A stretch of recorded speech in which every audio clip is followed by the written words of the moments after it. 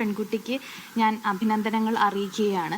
കാരണം ഇത്രയധികം cyber attack നേരിടുന്ന പ്രശ്നങ്ങൾ നേരിടുന്ന ഒരു വിഷയം കൂടിയായിട്ടും ധൈര്യത്തോടെ മുന്നോട്ട് വന്നതിൽ ആ പെൺകുട്ടിക്ക് അഭിനന്ദനം അർപ്പിക്കുന്നു. ആദ്യമേ തന്നെ പറഞ്ഞതാണ് ഇതൊരു രാഷ്ട്രീയ പ്രേരിതമായ ഒരു കാര്യമല്ല എന്നുള്ളത്. കാരണം ഇപ്പോൾ അറിയാം, മൂന്നാമത്തെ പരാതി വന്നിരിക്കുന്ന ഈ ഒരു സാഹചര്യം നമുക്കറിയാം. തെരഞ്ഞെടുപ്പ് കഴിഞ്ഞു, ഇനി വരുന്ന തെരഞ്ഞെടുപ്പ് 3 മാസങ്ങൾക്ക് ശേഷമേ ഉണ്ടാവുന്നുള്ളൂ. പിന്നെ ആ ആരോപിക്കപ്പെട്ടിരിക്കുന്ന വ്യക്തി പാർട്ടിയിൽ നിന്ന് പുറത്താക്കപ്പെട്ടിരിക്കുന്ന വ്യക്തി കൂടിയാണ്. അപ്പോൾ രാഷ്ട്രീയ പ്രേരിതമല്ല ഈ വിഷയം എന്ന് പറയുന്നത്. ഇത് സ്ത്രീകൾ അവരുടെ പ്രശ്നങ്ങൾ പൊതുമധ്യത്തിൽ ഉന്നയിച്ച ഒരു കാര്യം മാത്രമാണ്. ഇതിൽ പലരും വിചാരിക്കുന്ന ഒരു കാര്യം, 2 പേർ തമ്മിൽ ഉഭയകക്ഷി സമ്മതപ്രകാരം ബന്ധപ്പെടുകയും അതിനുശേഷം പരാതി നൽകുകയും ചെയ്യുന്നു എന്നൊക്കെയുള്ളതാണ്. അതിനേക്കാൾ ഇവിടെ അതിജീവിതകൾ നേരിടുന്ന പ്രശ്നം അവർക്കുണ്ടായിരിക്കുന്ന കുഞ്ഞുങ്ങളെ നിർബന്ധപൂർവം നശിപ്പിക്കേണ്ട ഒരു സാഹചര്യത്തിലൂടെ അവർ കടന്നുപോയി എന്നുള്ളതാണ്. ഇന്ന് നമുക്ക് ഈ വിഷയത്തിൽ ആദ്യം പരാതി നൽകിയ പെൺകുട്ടി ഇന്നൊരു ഫേസ്ബുക്ക് പോസ്റ്റ് ഇട്ടിട്ടുണ്ട്. അത് സത്യം പറഞ്ഞാൽ അത് വായിച്ചു കഴിഞ്ഞാൽ അത് വായിച്ചിട്ട് കണ്ണ് നിറഞ്ഞു പോകുന്ന ഒരു അവസ്ഥയാണ്. കാരണം ഒരു അമ്മ അവൾ ഒത്തിരി സ്വപ്നം കണ്ട് ആ പിഞ്ചോമനയുടെ മുഖം കാണാൻ കൊതിച്ചു നിന്ന ഒരു അമ്മയുടെ വേദന, രോദനം, കരച്ചിലാണ് നമ്മൾ കാണുന്നത്. ഇതിനെ ഇനിയും പൊതുസമൂഹം രാഷ്ട്രീയ പ്രേരിതമായി കാണരുത് എന്നൊരു അഭ്യർത്ഥനയുണ്ട്. പെൺകുട്ടികൾക്കൊപ്പം, നിങ്ങൾക്കൊപ്പമാണ് ഈ കേരളത്തിൻ്റെ മനസാക്ഷി, ഞങ്ങളെല്ലാവരും എന്നാണ് പറയാനുള്ളത്. ഇത് ഇവിടെ അവസാനിക്കുന്നതല്ല. ഞാൻ എപ്പോഴും നിങ്ങളോട് റിപ്പീറ്റ് ചെയ്ത് പറയുന്നതാണ്, ഇത് 1, 2, 3 കേസുകളല്ല. ഇനിയും അതിജീവിതകളുണ്ട്. ആ അതിജീവിതകൾ ധൈര്യപൂർവ്വം മുന്നോട്ട് വരണം. നിങ്ങൾ ഇനിയും മറഞ്ഞിരിക്കരുത്. നിങ്ങളുടെ നീതി നിങ്ങൾ തന്നെ കണ്ടെത്തണം എന്ന് പറയുകയാണ്. കാരണം ഓരോരുത്തരും അവർക്കുണ്ടായ പ്രശ്നങ്ങൾ സമൂഹത്തിൻ്റെ മുന്നിൽ അവതരിപ്പിക്കുമ്പോൾ മാത്രമാണ് ഇത്തരത്തിലുള്ള ക്രിമിനൽസിനെ നമുക്ക് എക്സ്പോസ് ചെയ്യാൻ സാധിക്കുകയുള്ളൂ. നമുക്കറിയാം, റീസെൻ്റ്ലി ഒരുപാട് വാർത്തകൾ ഇപ്പോൾ വരുന്നുണ്ട്. ഈ വാർത്തകളിലെല്ലാം വളരെ പ്രധാനപ്പെട്ട സെലിബ്രേറ്റഡ് ആയിട്ടുള്ള, അല്ലെങ്കിൽ ജനങ്ങൾ ഒരുപാട് വിശ്വസിക്കുന്ന പലരും യഥാർത്ഥത്തിൽ എന്താണ്, അവരുടെ പൊയ്മുഖങ്ങൾ എന്താണ് എന്ന് പല കേസുകളുമായിട്ട് ഇവിടെ വരുന്നുണ്ട്. അപ്പോൾ ജനങ്ങൾ ഇൻഫ്ലുവൻസ്ഡ് ആവുന്ന, ജനങ്ങൾ വിശ്വസിക്കുന്ന ആളുകൾ ഈ അധികാര സ്ഥാനങ്ങളിലൊക്കെ ഇരുന്നുകൊണ്ട് എന്താണ് ചെയ്യുന്നത് എന്നുള്ളത് നമ്മൾ ചിന്തിക്കണം. ഇത്തരത്തിലുള്ളവർ ഇത്തരം സ്ഥാനങ്ങളിൽ ഇരിക്കാൻ യോഗ്യരാണോ എന്നുള്ളത് ഈ പ്രബുദ്ധ സമൂഹം ആലോചിക്കേണ്ടിയിരിക്കുന്നു എന്നാണ് എനിക്ക് പറയാനുള്ളത്.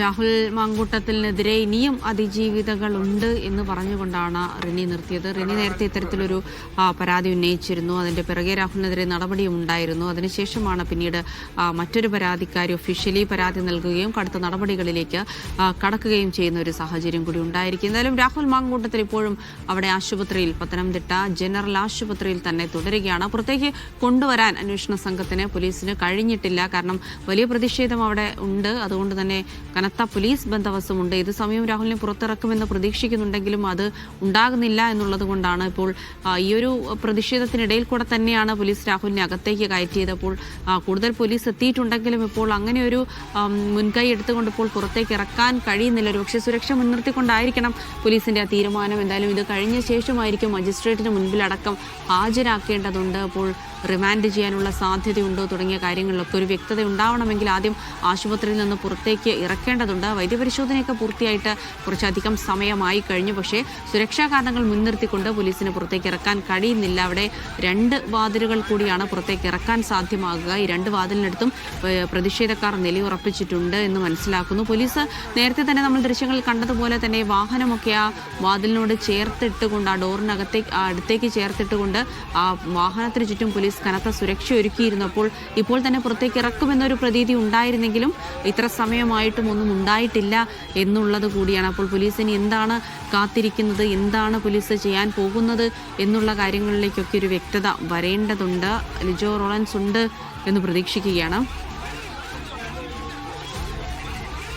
ലിജോ, അവിടെ ഇപ്പോൾ എന്താണ് നടക്കുന്നത്? ഉടനെ തന്നെ രാഹുലിനെ കൊണ്ടുവരുമോ? പ്രതിഷേധക്കാരെ മാറ്റാൻ കഴിഞ്ഞിട്ടുണ്ടോ? കൂടുതൽ പോലീസ് എത്തിയിട്ടും എന്തുകൊണ്ട് പുറത്തേക്ക് ഇറക്കാൻ കഴിയുന്നില്ല?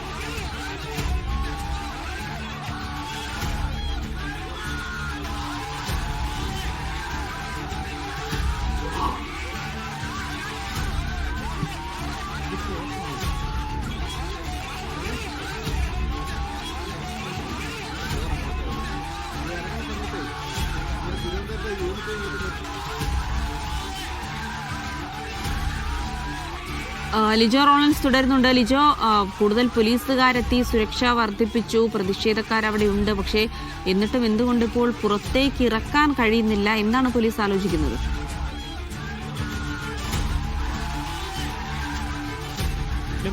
പോലീസ് എത്രയും വേഗം പുറത്തേക്ക് രാഹുലിനെ ഇറക്കും എന്ന് തന്നെയാണ് പ്രതീക്ഷ. കുറച്ച് സമയമായി അത്തരത്തിൽ തന്നെയാണ് കാത്തു നിൽക്കുകയും ചെയ്യുന്നത്. സുരക്ഷ ഒരുക്കിയിട്ടുണ്ട്. പൂർത്തിയാക്കാനുണ്ടോ എന്നുള്ളൊരു കാര്യം അറിയില്ല. കാരണം രാവിലെ എത്തിക്കുന്നു, തുടർന്ന് ചോദ്യം ചെയ്യലിന് ഹാജരാക്കുന്നു, ചോദ്യം ചെയ്യുന്നു, അറസ്റ്റ് രേഖപ്പെടുത്തുന്നു. അറസ്റ്റിന് ശേഷം രാഹുലിനെ ചോദ്യം ചെയ്യുന്നു. ആ ചോദ്യം ചെയ്യൽ ഏകദേശം മണിക്കൂറുകൾ 5-6 മണിക്കൂറോളം നീണ്ടു നിന്നതിന് ശേഷമാണ് കുടുംബത്തിൽ നിന്നുള്ള ആളുകൾ എത്തുകയും അതിനുശേഷം അവരുടെ കൂടി സാന്നിധ്യത്തിലാണ് രാഹുലിനെ എയർ ക്യാമ്പിൽ നിന്നും പുറത്തേക്ക് ഇറക്കി ആശുപത്രിയിലേക്ക് കൊണ്ടുവരികയും ചെയ്തിരിക്കുന്നത്. എന്തായാലും ആശുപത്രിയിൽ ഇപ്പോൾ എത്തിയിട്ട് ഏകദേശം 2 മണിക്കൂറിനോടടുത്ത സമയമാവുകയും ചെയ്യുന്നുണ്ട്. ഇത്രത്തോളം അത് സമയം ഈ ഒരു വൈദ്യപരിശോധന നീണ്ടു നിൽക്കും എന്നുള്ളൊരു ചോദ്യമുണ്ട്. പക്ഷേ ഇവിടെ അതിനേക്കാളൊക്കെ പ്രധാനം ഒരു വൈദ്യപരിശോധനയ്ക്ക് ശേഷം രാഹുലിനെ സുരക്ഷിതമായി പുറത്തേക്ക് ഇറക്കി മജിസ്ട്രേറ്റിന് മുന്നിൽ എത്തിക്കുക എന്നുള്ളൊരു പ്രധാന കാര്യം തന്നെയാണ്. ഒരു വശത്ത് പ്രതിഷേധവുമായി DYFI പ്രവർത്തകരും മറ്റൊരു വശത്ത് പ്രതിഷേധവുമായി BJP പ്രവർത്തകരും ഒരുമിച്ച് എത്തിയിരിക്കുന്നു. പ്രവർത്തകരാകട്ടെ പൊതുച്ചോറ് രാഹുലിന് നൽകണമെന്നൊരു ആവശ്യവുമായാണ് പ്രതിഷേധിക്കുന്നത്. രാഹുലിൻ്റെ രാജി, അതായത് പാലക്കാട് MLA എന്നുള്ള നിലയിൽ നിന്നും രാഹുലിനെ രാജിവയ്ക്കുക എന്നുള്ളൊരു കാര്യമാണ് അറിയുന്നത്. അത് നിരവധിയായിട്ടുള്ള അത്തരത്തിലുള്ള പരിഹസിച്ചുകൊണ്ടുള്ള ഈ മുദ്രാവാക്യങ്ങൾ തന്നെയാണ് ഈ പ്രവർത്തകർക്ക് വിളിക്കുകയും ചെയ്യുന്നത്. ആദ്യ 2 കേസുകളിൽ നിന്നും രാഹുൽ മുൻകൂർ ജാമ്യത്തിൻ്റെ രൂപത്തിലുമൊക്കെ രക്ഷപ്പെട്ടുവെങ്കിൽ മൂന്നാമത്തെ കേസിൽ കൃത്യമായിട്ട് ആ പ്രത്യേക അന്വേഷണ സംഘം ആ ഒരു അന്വേഷണം നടത്തുകയും ആ ഒരു അന്വേഷണത്തിനൊടുവിൽ അവിടെ ഈ രാഹുലിനെ കൊടുക്കാനും പാലക്കാട് തന്നെ എത്തി രാഹുലിൻ്റെ അറസ്റ്റ് രേഖപ്പെടുത്താനും ഒക്കെ അന്വേഷണ സംഘത്തിന് കഴിഞ്ഞു. ഹോട്ടലിൽ നിന്നും അവിടെ പിടികൂടുന്നു. അവിടെ ഉണ്ടായിരുന്ന ജീവനക്കാരുടെ മറ്റുമൊക്കെ ഫോണുകളെല്ലാം തന്നെ പോലീസ് കരസ്ഥമാക്കിയതിനു ശേഷമാണ്